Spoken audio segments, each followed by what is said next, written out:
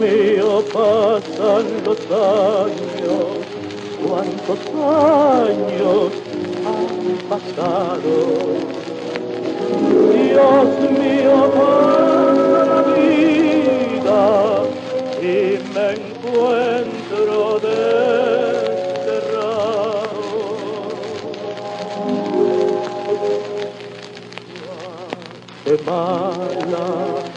Guatemala, yo repito tu nombre bendito, bien que lejos de tu suelo, sueño siempre el azul de tu cielo. Patria mía, ramilla, yo no quiero morir sin volver. Oh, mi bella Guatemala, quiera Dios vuelva a ver.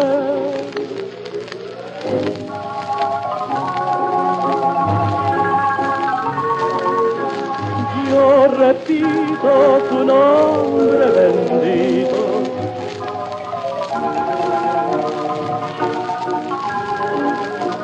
sueño siempre el azul de tu cielo.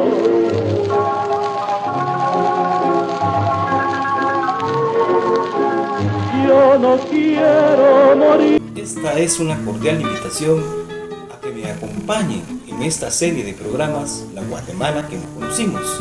Y gracias a nuestros historiadores y nuestros amigos los libros, hoy podemos retar al tiempo. Precisamente, La Guatemala que no conocimos es una serie de programas de media hora de duración y que se publicará en nuestro canal de Facebook semana a semana. Recordemos, si no conocemos la historia, no podemos mejorar el futuro. Así es que, adelante.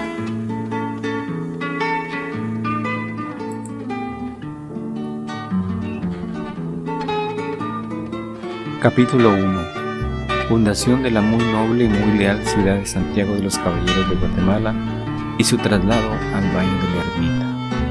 Apreciables amigos, su anfitrión Juan Luis Gálvez Santizo va a tener el gusto de iniciar con ustedes esta serie de programas hablando de este tema tan muy importante.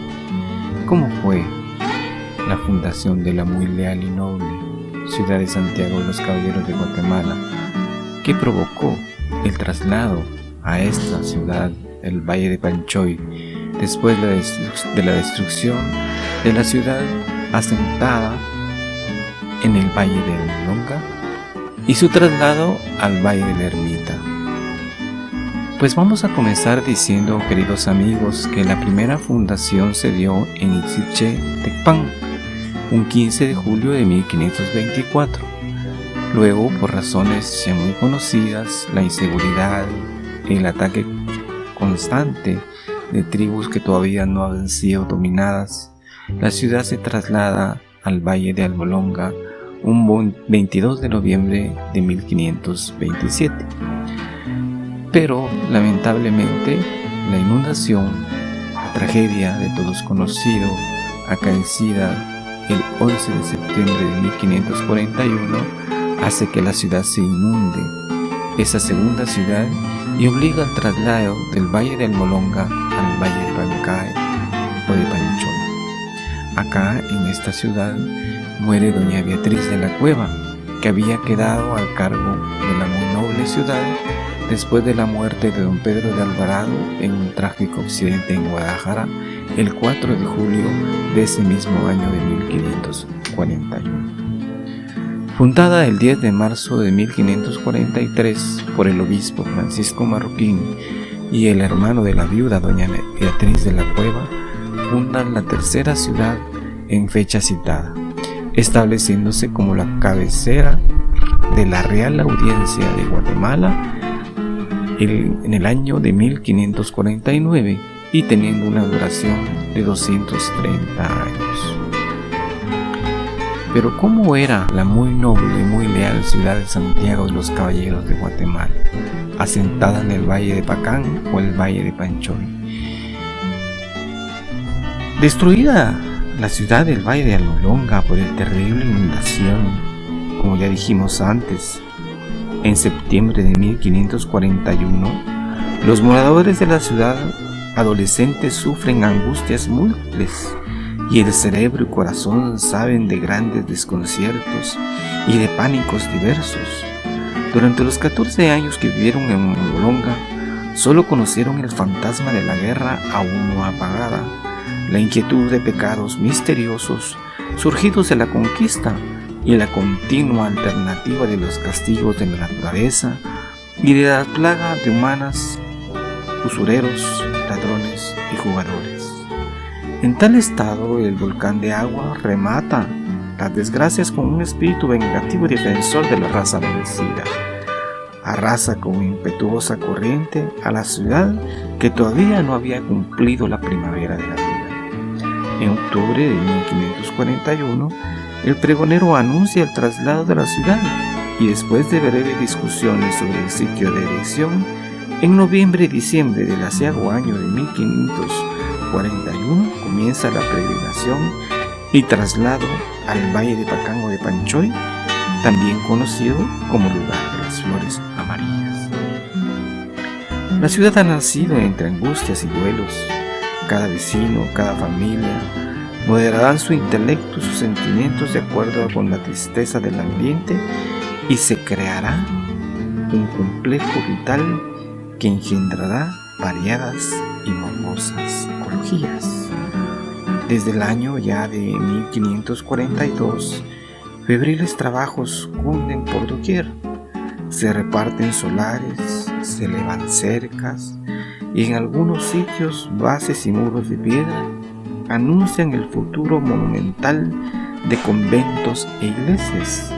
Las pasadas penas se olvidan y el alegre bullir del trabajo constructivo prende sonrisas en los rostros morenos y cautiva a la tierra que siente ya el orgullo de los altos campaniles, de los atrevidos arcos, de las áreas cúpulas, de los amplios patios de las casas solariegas, de los balcones torneados por la mano del obrero y por la mano suplicante de ese galán enamorado, de las frondosas alamedas que protegerán las anchas avenidas, donde fuentes de piedra harán el elogio de cristalinas aguas, en fin, de la ciudad que por espacio de 2 siglos será el cerebro y el corazón de la América Central. Cuando la ciudad estaba ya trazada y delineada por todas partes, surgía de la vida de los vecinos y de las moradas en formación. El ayuntamiento se traslada a la nueva ciudad en una calurosa mañana del mes de marzo de 1543. Pero, ¿cuál fue el valle de las auras flores, donde la muy noble y muy leal ciudad de Santiago de los Caballeros de Guatemala vivió más de 2 siglos y sigue viviendo aún con el simple nombre de Antigua?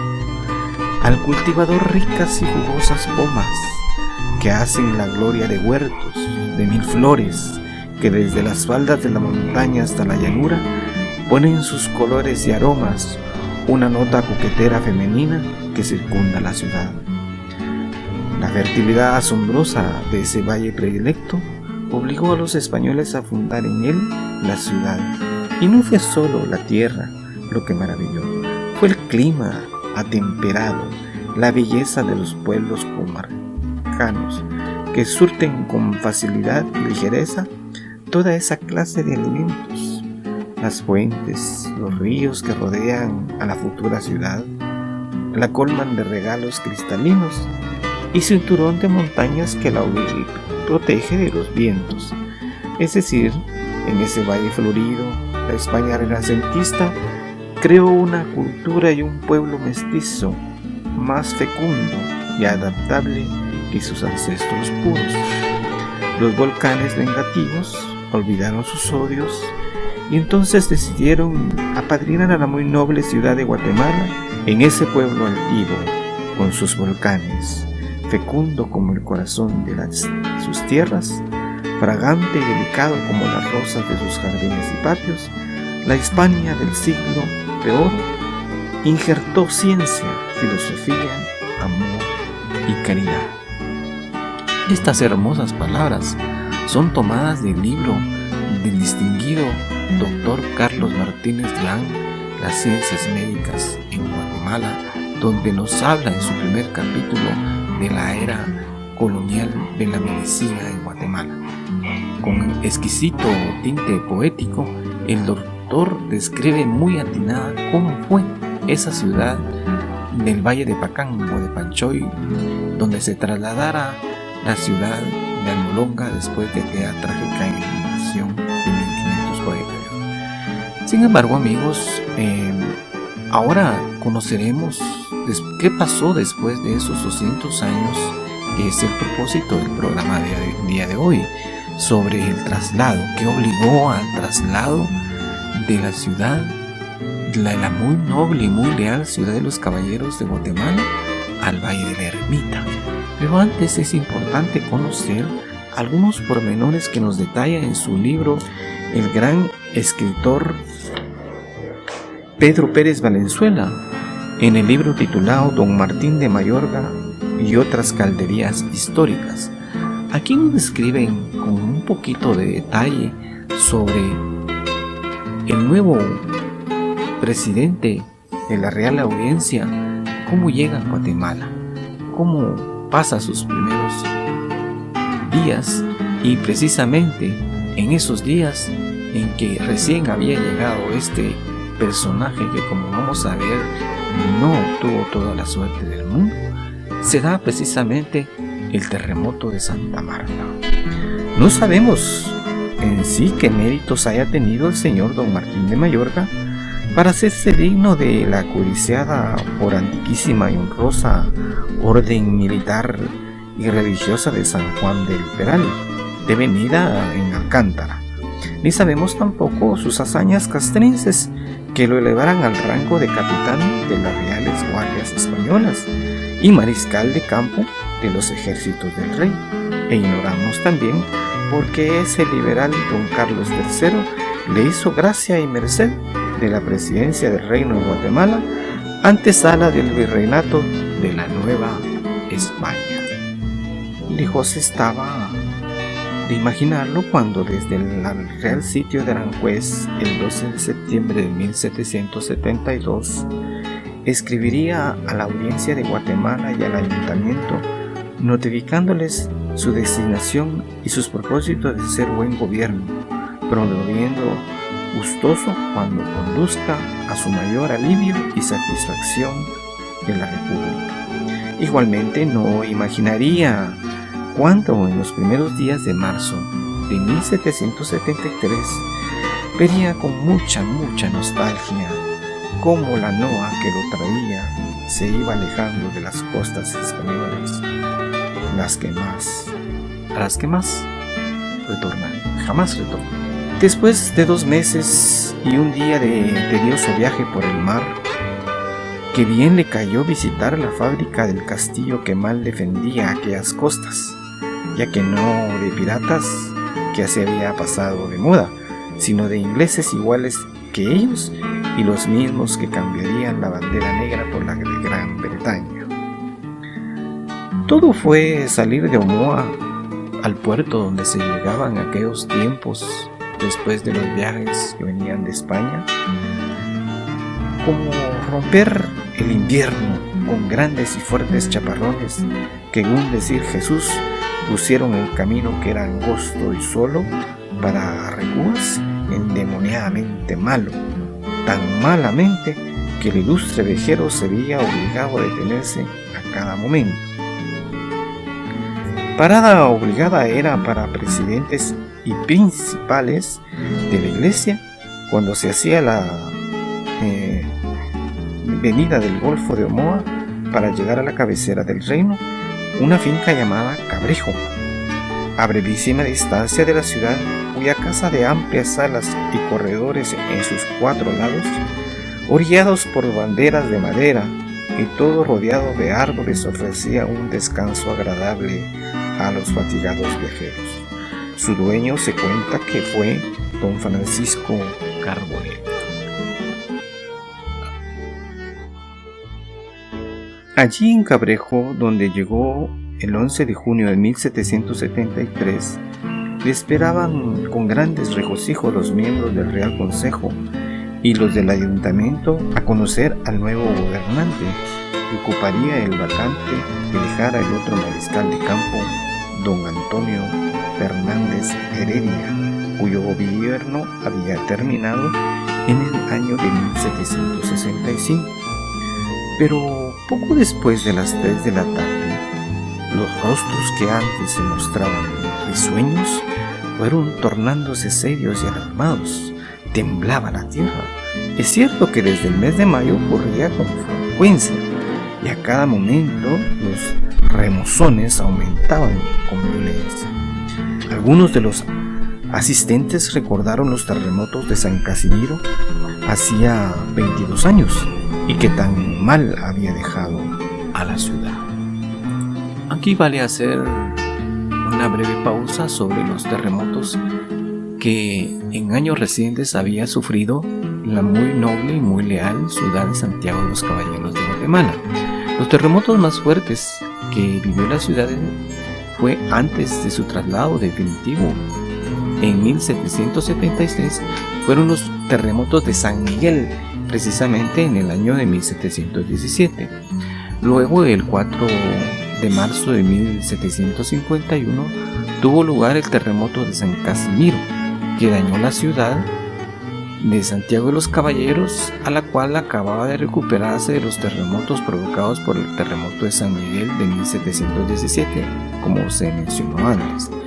El terremoto de Santa Marta en realidad fue un fuerte movimiento, acaecido la trágica tarde del 29 de julio de 1773, habiéndose sentido fuertes temblores desde mayo de ese año y que continuaron, como es el caso del último y el que terminó de convencer a las personas que se oponían al traslado a la Nueva Guatemala de la Asunción, que sucedió precisamente el 13 de diciembre de ese mismo año.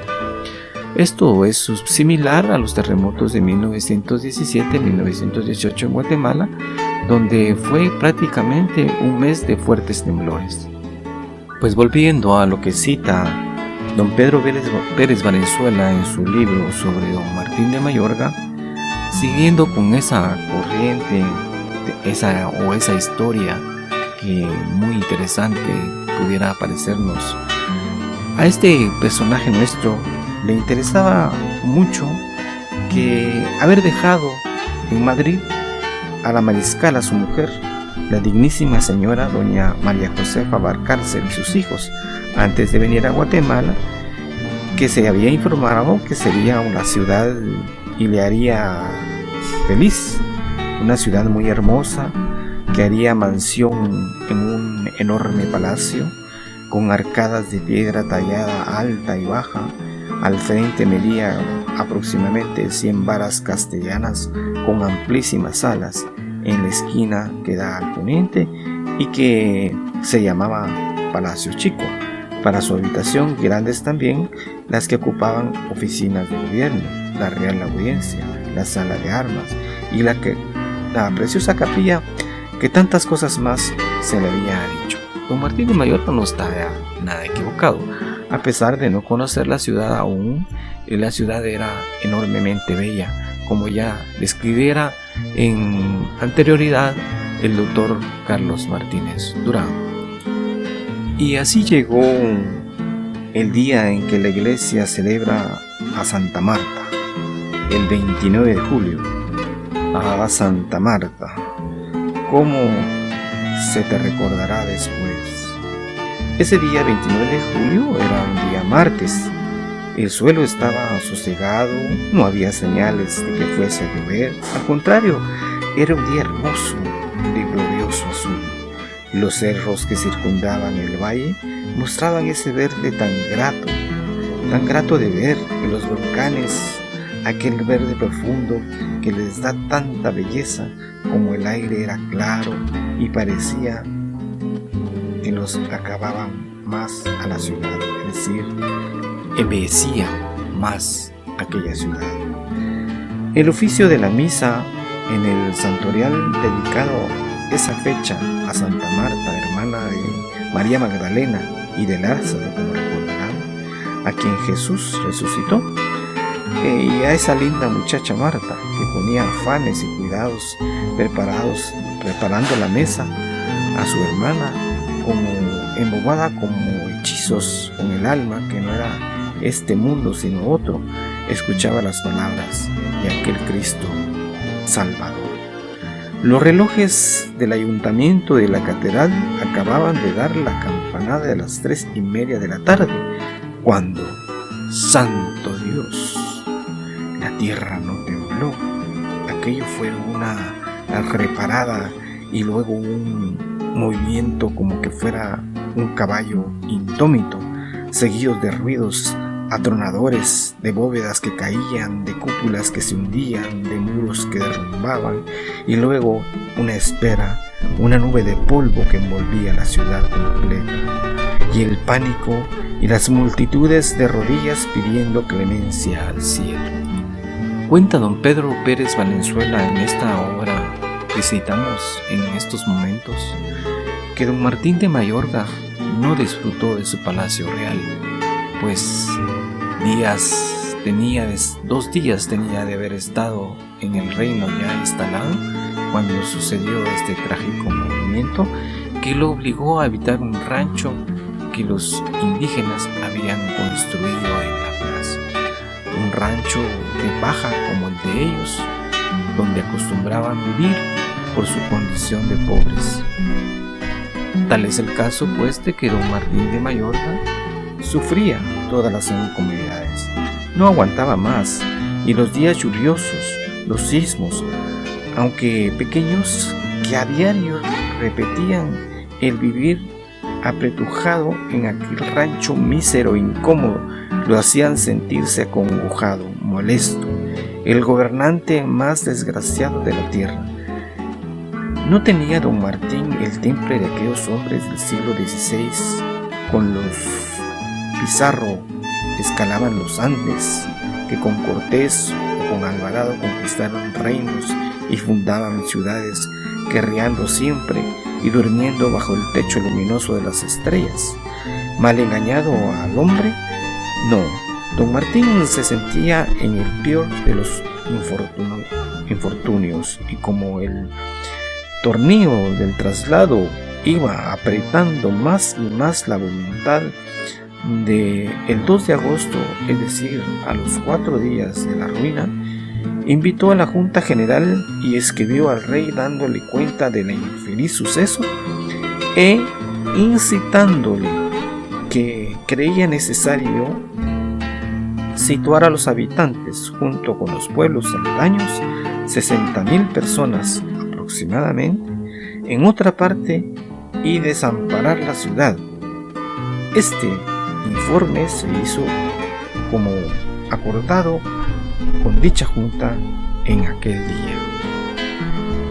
Y no perdió tiempo, había que aprovechar aquellos movimientos, aquel terror de la gente que estaban asustados, había que aprovechar su miedo. Citó para el día 4 a otra junta general en la que estuvieron presentes desde el arzobispo, el ayuntamiento y los oficiales reales. Pero solo una voz se oyó en contrario, y con buen argumento, era nada menos que la del regidor don Miguel de Coronado. Él sí se opuso redondo, diciendo cómo se iba a acordar un cambio de lugar cuando solo se contaba con un informe de un maestro mayor de obras públicas, don Bernardo Ramírez, quien afirmaba la total ruina de la ciudad, teniéndose presente también que Ramírez era empleado público y que se le pidiera entonces opinión al ingeniero director don Luis Díez de Navarro, que también en aquel tiempo estaba ya ciego casi y un tanto enfermo. ¿Qué luces podía tener de respeto? El arzobispo Cortés y Larraz, quien se apresuró a dar su voto diciendo las excelencias del Valle de Jalapa, conocido por él en sus visitas pastorales, Pero también el ministro Villarraza le objetó, diciéndole que el Valle de las Vacas o de la Virgen era el más oportuno. Y don Martín eligió el Valle de la Ermita, de las Vacas o de la Virgen. A don Martín no era manco de entendimiento y era muy listo, vaya que lo era.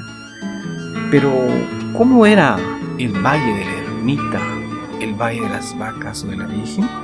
Pues tenemos que pensar, según nos apunta acá don Pedro Pérez Valenzuela, que no era el sitio de la ermita un pueblecito solo de indios, pues desde que se instituyó la alcaldía ordinaria en el año de 1749, se habían domiciliado en él un buen número de españoles y su vecindario alcanzaba en el año del terremoto a 1668 habitantes, con 249 ranchos y muchas casas de teja con piso de ladrillo.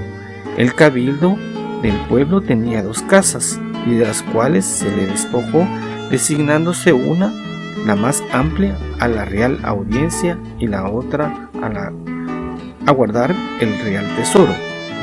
Al trasladarse el gobierno al ayuntamiento de la ermita, ya no contó para nada y se disolvió sencillamente porque Mayorga comunicó un 22 de agosto que había enviado los reales saberes y urgía que todo el mundo se marchase de inmediatamente como para cumplir la orden tan absurda, a donde se alojarían en la ermita, y se produjo el primer choque entre el presidente y el ayuntamiento. Es decir, el Valle de la Ermita no cumplía todas las condiciones para la fundación de una nueva ciudad, pero a nuestro gobernante le urgía el traslado por el terror que tenía. Aquí es importante también hacer algunos comentarios sobre algunas otras publicaciones y conocimientos que se tienen sobre este Valle de la Ermita o Valle de las Vacas. Desde tiempos remotos este valle fue elegido para criar ganado, y es aquí donde vale la pena hacer mención de cómo se distribuyó la tierra, esta tierra del Valle de la Ermita después de la conquista. Había una antigua plaza que servía podemos decir de desembocadura a la calle del Guarda del Golfo, que es la actual cuarta calle de la zona 6, a un costado de lo que ahora es la Parroquia Vieja, continuación en aquel tiempo del Camino Real, y que iba de vuelta al Golfo Dulce de Izabal hasta la ciudad de Santiago de los Caballeros de Guatemala, y era utilizada por los viajeros y las caravanas de comerciantes, importadores y exportadores con sus patrachos de mulas que procuraban el abastecimiento de la ciudad capital del Reino de Guatemala, que a la sazón era la capital de Centroamérica. Un ejemplo de cómo fueron dadas estas tierras del Valle de la Ermita a los herederos de la conquista es don Héctor de la Barrera, de origen noble, soldado español, que recibió como premio de la conquista varias caballerías, que son espacios determinados de terreno que se entregaban a los conquistadores que se llamaron de a caballo, y ahí su nombre. Los soldados de a pie recibían también porciones de tierra más pequeñas, llamadas peonias, que también se relaciona con el nombre. Propiedades ubicadas en torno a la ermita en dirección nororiente de la plazuela del Guarda del Golfo. Ahí se pastoreaba el ganado vacuno que venía de Cuba para promover las carnes y pieles a los habitantes de la ciudad, razón por la cual el espectáculo que se tenía a la vista llegando, al observar aquellos grandes aluviones verdes y frescos sobre la planicie, en la que se miraban como puntos blancos y negros entre el verdor, las reses en torno al Cerrito del Carmen, preexistente desde las primeras décadas del siglo XVI, lo que originó el nombre de Valle de las Vacas, anterior a la construcción de la ermita o Cerrito del Carmen. Y a este respecto nos apunta don Héctor Gaitán en muchos de sus libros cómo se originó el Cerrito del Carmen. Y no podemos dejar de mencionar al ermitaño genovés Juan de Cors, que en el año de 1620 vino a este valle procedente de España, donde había recibido el favor o había sido solicitado con favor traer a la Virgen del Carmen a solicitud de Santa Teresa y las Madres Carmelitas, quienes habían pedido que se trajera. Conocían que don Juan de Cors venía a Guatemala, ese ascético ermitaño genovés, venía a Guatemala a radicar, y entonces él escogió un lugar que se llamó la Cueva de la Leonora. Ahí llegaban los campesinos a adorar a la Virgen. Ya los campesinos habían entrado en el adoctrinamiento católico, y entonces los hacendados, que también, como ya dijimos anteriormente, ya existían en este valle en aquellos años, ofrecieron al ermitaño construir una iglesia, y en uno de sus paseos conoció lo que era el Cerrito del Carmen y le pareció el lugar más adecuado, y es ahí como se construye la iglesia del Carmen, aún felizmente existente, y nace la ermita del Carmen, conocida también en nuestra ciudad con ese nombre, el Valle de la Ermita, por esa razón. Bueno, amigos, entonces así es como se da el traslado. Terremoto de Santa Marta en 1773, aquella trágica tarde donde se destruye casi en su totalidad ese hermoso lugar conocido hoy como Antigua Guatemala, y donde existen aún los templos destruidos que son demostración histórica de todos esos sucesos, y cómo esa ciudad patrimonio cultural del mundo se mantiene todavía. Es así como se da el traslado al Valle de la Ermita.